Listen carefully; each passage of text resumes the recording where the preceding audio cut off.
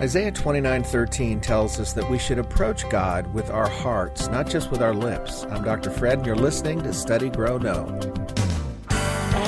Welcome to Study, Grow, Know, where we discuss theology, prophecy, and current political issues from a conservative biblical perspective. Here's your host, Dr. Fred DeRuvo. Hi, thanks for joining me. This is Dr. Fred. You're listening to another episode of Study, Grow, Know. You know, Isaiah 29:13 tells us that more often than not, the people approached God with their lips, but not with their hearts. And God basically tells them through the prophet, I know what you're doing. You're honoring me with your lips. In other words, you're giving me lip service, but hearts were far from them. Jesus pretty much says the same thing in Matthew 15:8, where he quotes the previous passage from Isaiah. And the truth of the matter was that though the people did what they were supposed to do, as God says in Isaiah and to Isaiah, the hearts of the people were not in it at all. They had reduced worship of God to a type of work that they were able to do without even thinking about it.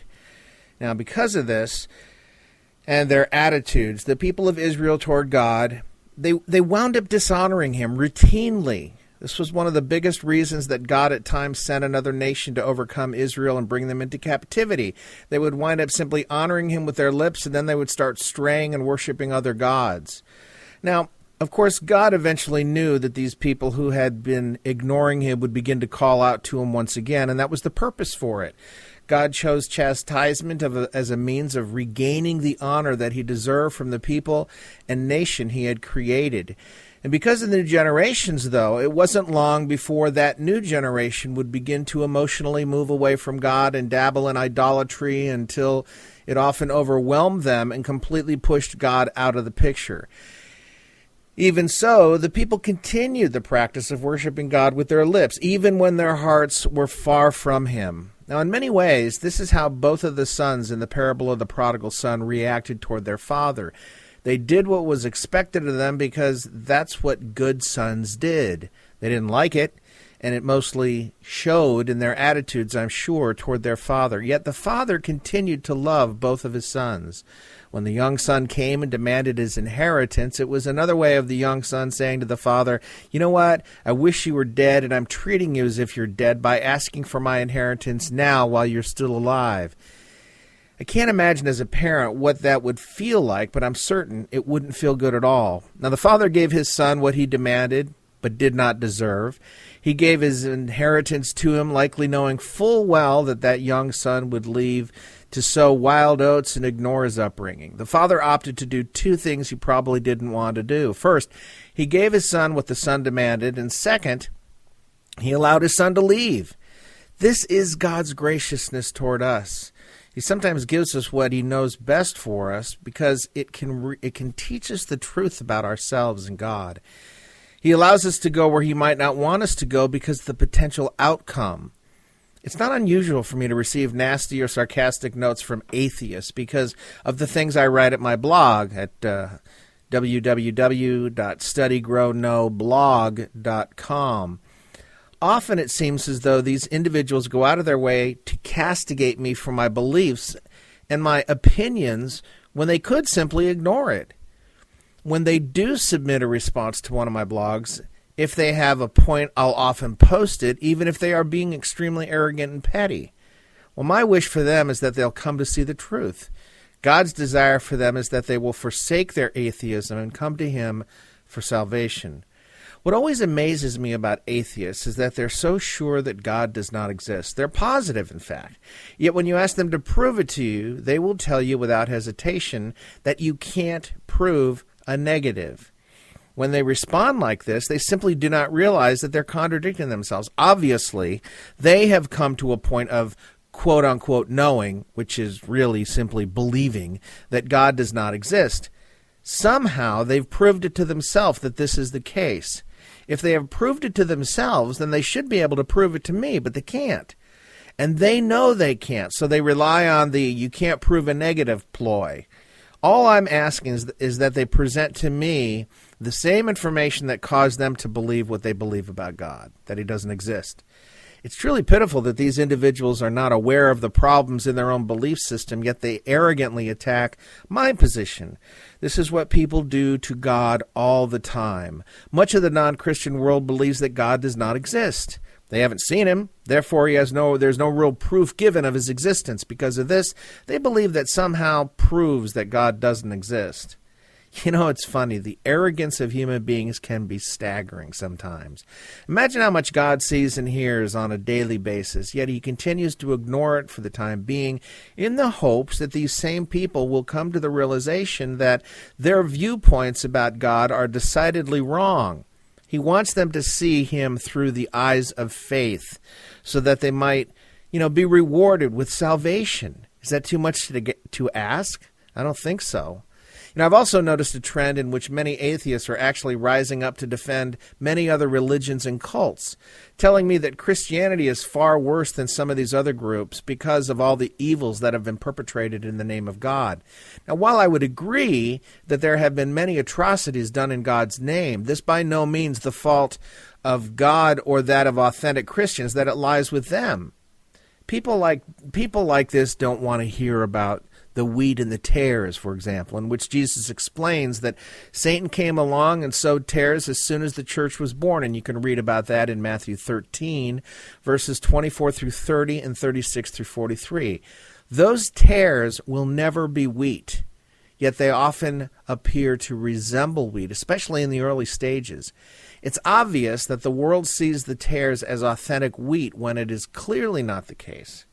In spite of all the teaching that Jesus provided on how badly his church would be attacked, people seem not to care what he said because they are too intent on pulling down authentic Christians.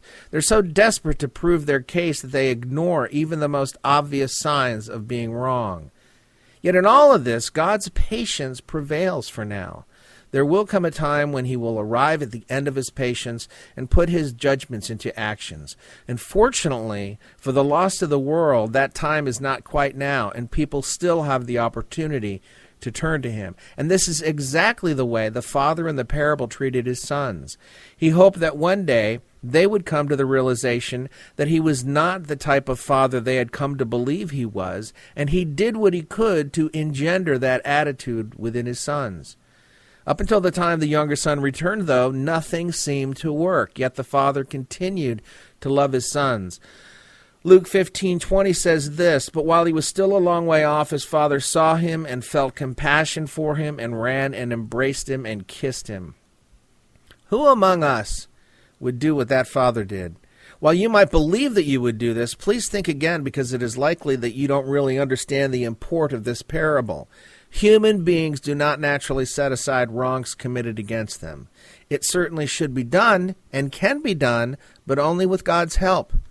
This father's reputation had been trashed by his son. The son treated the father as if he was nothing and demanded that he had no right to demand whatever he demanded. Yet his father gave the son what he wanted, hoping against hope that the young son would come to realize that he had not withheld anything, and even though societal norms would have been on the father's side had he chosen to reject his son's demands, the father did what he could to gain his son's affection.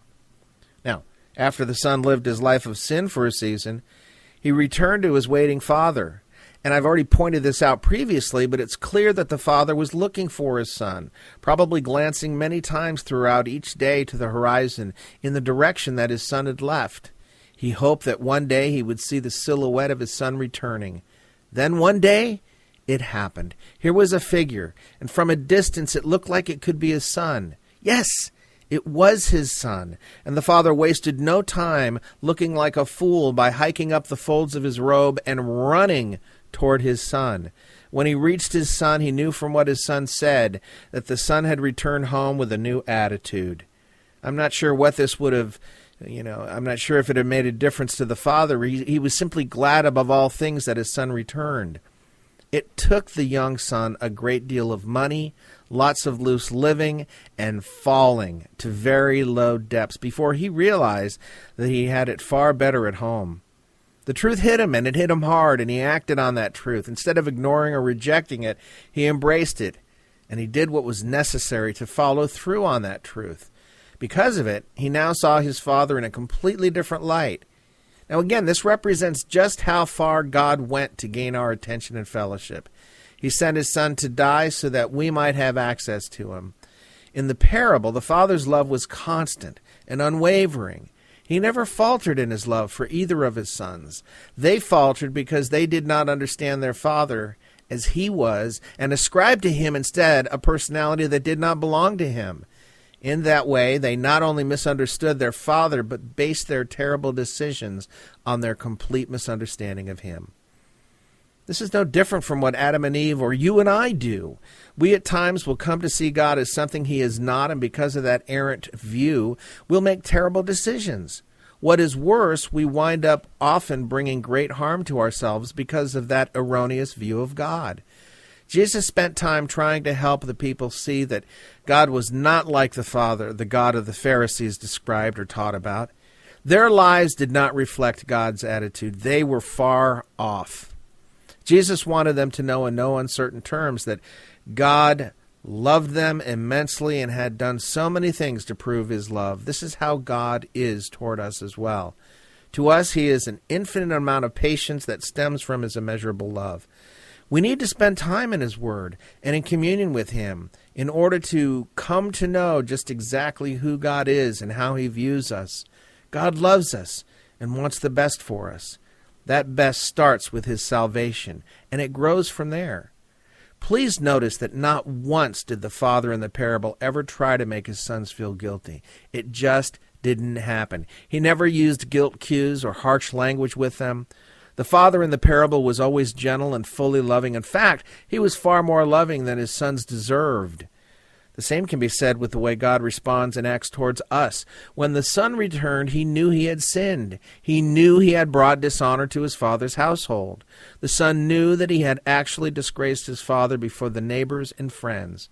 Yet when the son arrived home, not once did the father try to make his son feel as though he would have to earn the father's respect. Not once is there even a hint of displeasure from the father to the son. The son expected that his father might allow him to become a servant in his father's household. He certainly had not expected that his sins against his father in heaven would be forgiven so completely. He never expected to be embraced and kissed by his father, whom he had so terribly dishonored. The father never made his son kneel before him and grovel. He didn't give him the cold shoulder or ignore him altogether. The father did not treat his son as if he was a worm and would have nothing to do with him until the son realized just how bad he was and how evil were his actions. No, the father did none of these. Instead, the father pushed aside the sins of his son, forgetting them, never even mentioning them. The father embraced his son as his son, not a servant. The father treated his son as royalty, though the son would be the first to say that he did not deserve to be treated in such a way. The father represents God. This is what Jesus is telling us. God will no sooner beat his children over the head with their sin than the father in the parable beat his own son over the head with his sin. The father in the parable knew that his son had returned and that he had done so by walking away from that sinful lifestyle. The father realized that for the son to have made this decision, he had come to understand exactly what he had done. The son exhibited a far greater sense of maturity and understanding than did his own brother. By sinning and literally going off on his own and returning with a new and different attitude, the young son had learned just how much his father loved him. In fact, he likely began to realize that his father had always loved him like this, but he, the son, was too blind to see it because his eyes had always been on himself. And you know what, folks? That's us. We do that too often. And God is always waiting for us to turn around and turn away from our sinful lifestyle. And that's what the younger son did. And unfortunately, the older son did not do that. Well, before we go, I just want to remind you that if you go to my website, www.studygrowknow.com, you can click on any book and get it for free as a PDF. Until next time, may God open your eyes to show you how blessed you truly are. Thanks for joining me today. You've been listening to Study, Grow, Know with Dr. Fred DeRuvo. Please join us each week for new broadcasts that deal with theology, prophecy, and political issues from a biblical, conservative perspective.